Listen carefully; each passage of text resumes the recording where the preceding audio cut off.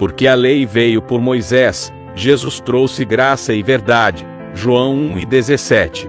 Se inscreva no canal e compartilhe com um amigo. As boas obras mediante o conhecimento. As boas obras mediante o conhecimento. Existe uma dificuldade na mente de muitos irmãos em graça, com conhecimento da graça, propriamente dito, de separar, discernir o que é uma obra de obediência a Cristo, uma obra de obediência à sua graça, uma obra de obediência à sua fé, obras de filhos de Deus, em relação à obra ou às obras da lei, tá? Então, muitos irmãos têm dificuldade de entender isso e eu não sei sinceramente o porquê.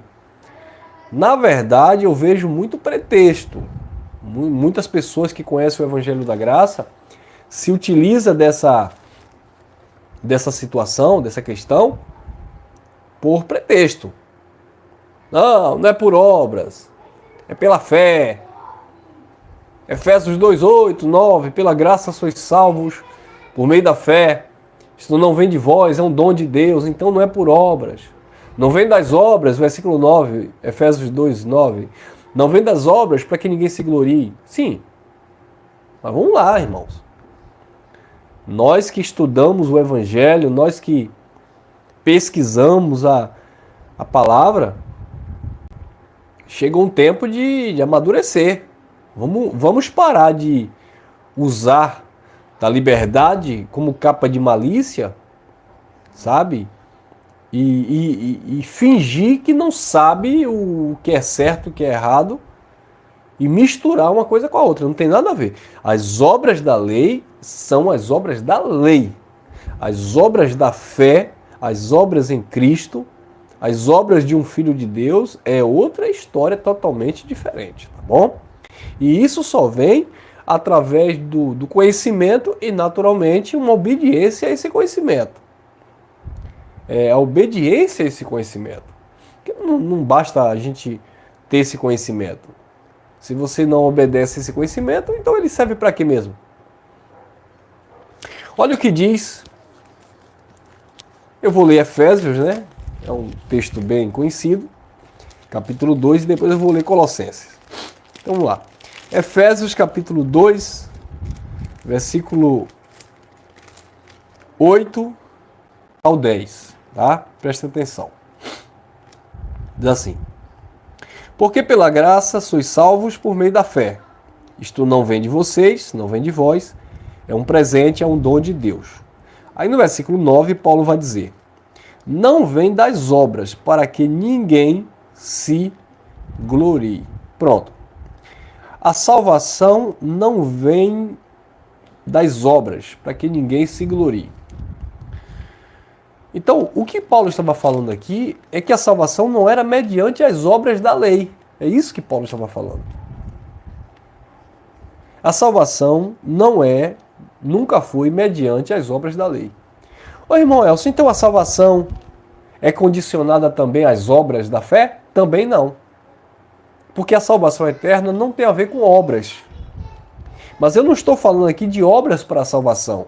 Eu estou falando aqui de obras do salvo. A palavra de Deus, a graça de Deus, vai falar de obras do salvo e não para se salvar. Então aqui Paulo diz: pela graça sois salvos por meio da fé. Isto não vem de vós, é um presente de Deus. Aí, antes que alguém venha se gloriar, se exaltar porque faz alguma coisa, aí Paulo disse: não vem também das obras, para que ninguém se glorie. Agora, no versículo 10 diz assim: porque somos feitura sua, criadas em Cristo Jesus, para as boas obras, as quais Deus preparou para que andássemos nela. Então, Paulo anula a salvação mediante as obras, mas ele ratifica aqui a importância das obras na vida do salvo. as obras de fé. Andar nas boas obras que o Cristo preparou de antemão. Porque você pode crer que você é um filho de Deus, pela fé, você é um filho de Deus. Mas o que vai testemunhar da sua fé são as suas obras. A fé por si só, ela não vai dar testemunho da sua fé, da sua vida com Deus. As suas obras, a sua vida transformada, o seu caráter moldado, a tua retidão, né, mediante a palavra, é que vai testificar que você anda na luz, que você é um filho de Deus. Ah, mas eu não tenho que provar nada para ninguém, o importante é que eu creio que eu sou salvo. Ué, isso é um pensamento carnal, irmão. Isso é um pensamento individualista, egocêntrico, né? Egoísta, não tem nada a ver com o Evangelho. O Evangelho fala de corpo, o Evangelho fala de coletividade, o Evangelho fala de compartilhar o pão, fala de andar junto, fala de seguir o mesmo espírito, seguir as mesmas pisadas. Né? O Evangelho fala de unidade de membro. Então, se alguém se isola desse contexto, ele está se excluindo desse compromisso, por assim dizer, dessa responsabilidade de filho de Deus. Tá? A pessoa é livre para escolher isso? Até que é. Mas também não pode reclamar ou tentar desfazer da graça de Deus, porque a salvação não é pelas obras, tá bom? Então, a salvação ela não é pelas obras, mas o salvo, ele tem o dever, eu não vou dizer nem a obrigação, mas ele tem o dever de manifestar o Cristo mediante as obras de fé, tá bom? Isso é interessante porque quando Tiago diz que a fé sem obra é morta, eu já vi muita gente em graça tentar difamar o apóstolo Tiago, falando que Tiago estava contrariando Paulo, falando de salvação eterna. Não, Tiago não estava falando de salvação eterna. Tiago estava dizendo que a fé sem obra era morta, que em termos de justificação, a pessoa se justificar, tá? Ou seja, eu sou salvo, não pelas obras que eu faço, mas pela fé, mas esta fé ela é carregada de obras de salvação. Obras que glorificam o Pai. Quem está entendendo? É claro que a mentalidade de Tiago era uma mentalidade ainda judaica, que queira quer não, tinha ali o fermento da lei de Moisés, né? Em atribuir a obediência literalmente a alguns conceitos lá da lei. Tudo bem. Mas nesse quesito de fé, a fé sem obra é morta, ele não está ali colocando em pauta a questão da eternidade. Está falando na questão da justificação do Filho de Deus, no sentido de que ele recebeu a palavra e ele obedeceu essa palavra de fé. Desculpe, meus amados, estou meio fonho aqui, estou rouco, estou meio gripado, mas vamos lá, vamos terminar aqui a mensagem, concluir. Agora, olhem Colossenses capítulo 1, versículo 10, olha o que diz. Para que possais andar dignamente diante do Senhor, vírgula. Para que possais andar dignamente diante do Senhor. Agora me diga uma coisa, andar dignamente diante do Senhor já não é uma obra de fé? Isso aqui já é uma característica de uma obra de fé. Para que possais andar dignamente diante do Senhor.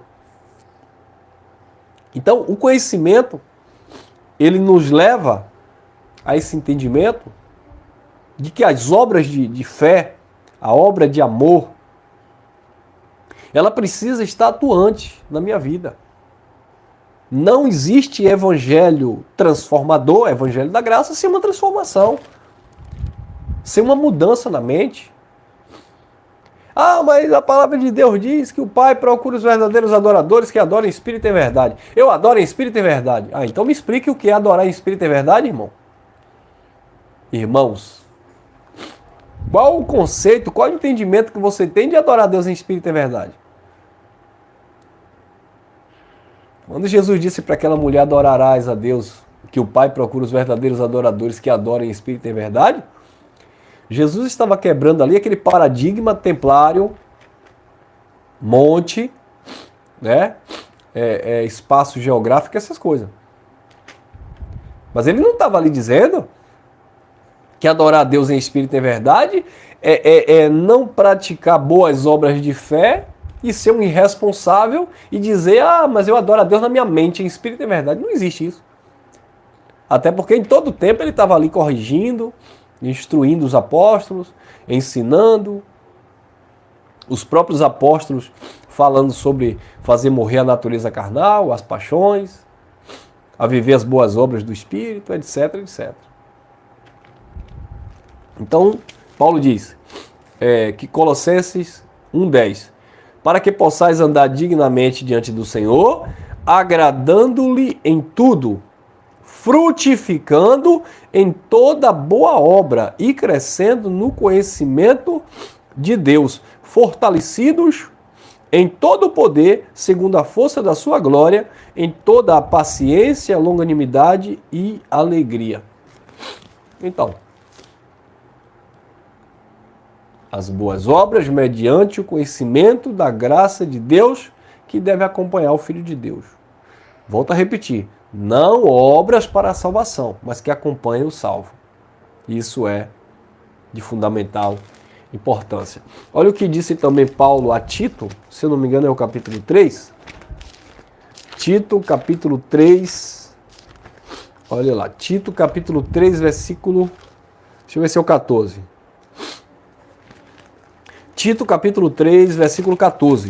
Paulo disse assim: e que os nossos quem? Paulo está falando dos nossos, aqueles que já tinham essa compreensão da graça, né? E que os nossos aprendam também a aplicar-se às boas obras, nas coisas necessárias, para que não sejamos ou que não sejais infrutuosos. Que os nossos aprendam, tem que aprender. Tem que ter o conhecimento, né, irmão? Que os nossos aprendam também a aplicar-se às boas obras. Então, como é que alguém graça vai se justificar dizendo que ele não vive pelas obras, ou ele não vive de obras, ou ele não deve praticar boas obras porque a salvação é pela graça, eleição, predestinação de Deus? Isso é um equívoco. Agora, quando eu me isento dessa responsabilidade, quando eu não quero me comprometer com isso, aí é uma questão muito pessoal. Cada um que siga aí o seu pensamento carnal, diga-se de passagem, que não tem nada a ver com o evangelho, tá bom? Isso é interessante porque enquanto a gente está vendo no sistema os irmãos tentando praticar boas obras para serem salvos, nós estamos vendo na graça os irmãos deixando de viver as boas obras que o Pai preparou, se justificando porque são salvos. Como que você vai ter credibilidade moral para criticar o irmão que está tentando pagar o preço para conseguir a salvação eterna, se você é um salvo e despreza uma vida de salvo pelo conhecimento da graça? Então é fácil criticar o irmão que está pagando preço no sistema, no monte, para conquistar a salvação. E ali ele se esforça na medida do possível para praticar boas obras, porque ele quer herdar a salvação. Em contrapartida, você vai ver muitos filhos de Deus que já são, salvos no Senhor, mas se escondem atrás da graça, se justificando, dizendo que não é por obras, que é pela fé, mas que não tem uma obra que testifique dessa fé. Ou seja, a própria vida não condiz aquilo que ele fala, aquilo que supostamente ele crê. Eu sei que em graça essas mensagens são mensagens que não são bem vistas, as pessoas não têm assim muito interesse, sabe? Porque infelizmente a grande maioria dos irmãos em graça querem se isentar dessa responsabilidade, desse compromisso, dessa unidade, sabe? E isso, irmão, assim, quem despreza isso, Paulo disse, não despreza os homens, despreza o próprio Deus. É anular aquilo que ele fez. Até porque, eu vou em Tito novamente, não vou nem abrir aqui, já está na mente, Tito capítulo 2, versículo 11 e 12, o apóstolo Paulo disse que a graça de Deus se manifestou trazendo salvação. O que é trazer salvação? É trazer resultados. A graça de Deus se manifestou trazendo salvação a todos os homens, ou a todo homem, falando de etnia, povos e nações, etc. Não todo mundo da terra, né? Aí Paulo diz, ensinando-nos ou educando-nos a renunciar às paixões e às concupiscências do presente século. Então, a graça de Deus se manifestou trazendo o quê? Essa mudança de atitude, essa mudança de postura, essa mudança de caráter. A graça de Deus, ela ensina, ela te educa a deixar um caminho errado, tá? E viver agora um caminho justo como filho de Deus. Andando na luz, não é isso que Paulo fala aos Efésios, capítulo 5? Sede, pois, imitadores de Deus como filhos amados, e andar em amor como Cristo vos amou e entregou-se a si mesmo ao Pai em aroma e sacrifício e cheiro suave. Aí Paulo vai começar a discorrer o texto. Quanto à prostituição, as palavras torpes, a mentira, o engano, que isso nem se nomeie entre vocês. Não sejais conivente com as obras infrutíferas das trevas. Olha, antes, condenai essas coisas. Isso não convém a santos, disse Paulo. Então, observe que ele chama a responsabilidade da igreja a viver uma vida no padrão de santidade de Deus, porque eles eram salvos. E não praticar para serem, porque aí vinha a vanglória, né? Eu faço, eu mereço, eu conquistei. Aí Paulo disse, não é pelas obras, para que ninguém venha se gloriar. Mas aquele que gloriasse, glorie-se no Senhor, daquilo que o Senhor fez. E andar nas boas obras não é motivo de me gloriar. É um dever nosso. Andar nas boas obras do Senhor não é um motivo de me exaltar sobre o irmão. Ah, porque você anda de qualquer jeito, mas eu ando nas boas obras. Aí eu me tornaria um fariseu. Andar nas boas obras é uma obrigação nossa, é um dever nosso em Cristo. Então, isso precisa ser falado. Aqui não é o irmão que está exigindo nada, porque cada um conhece a sua vida, sabe? Cada um sabe o que deve viver. Mas é um dever, uma responsabilidade de cada um praticar as boas obras de fé, as obras, andar nas obras preparadas de antemão pelo Senhor. Amém, abençoados? Quem concorda desse jeito, se você discorda também, você é livre. Deixa teu like aí, compartilha aí. E ficamos por aqui com essa pequena reflexão. Graça e paz, e até a próxima, permitindo Papai do Céu.